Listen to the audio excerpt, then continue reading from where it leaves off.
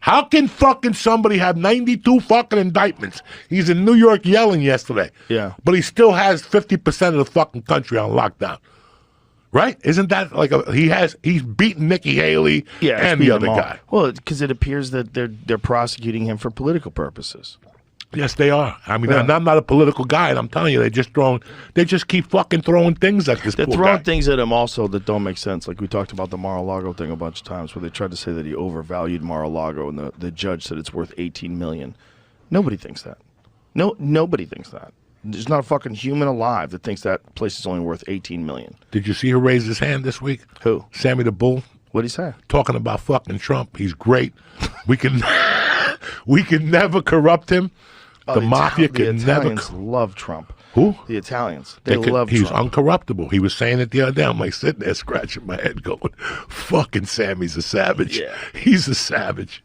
Yeah, this is a strange time because there's people that are trying to paint everybody that's supporting Trump as being a white supremacist or a racist or an anti-immigration person or anti-human rights person. You want to vote in a dictator. They're trying to say the most ridiculous versions of what most of it is. Because what most of it is people that are fed up.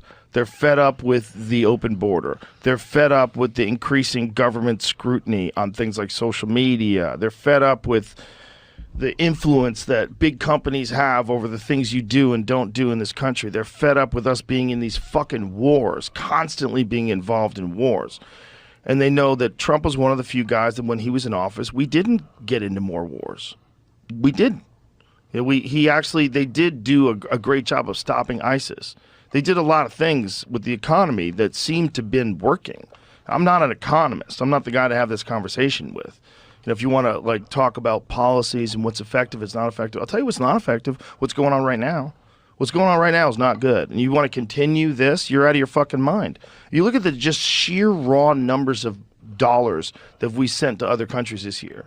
That you have to realize that if you wanted the country to be better, you would have spent that money here on us. And if you spent that money on us and it stays in America, you got American jobs to make American cities better. You could have done a fucking substantial amount of rebuilding American cities with $170 billion. There's so much they could have done that could have elevated so many lives.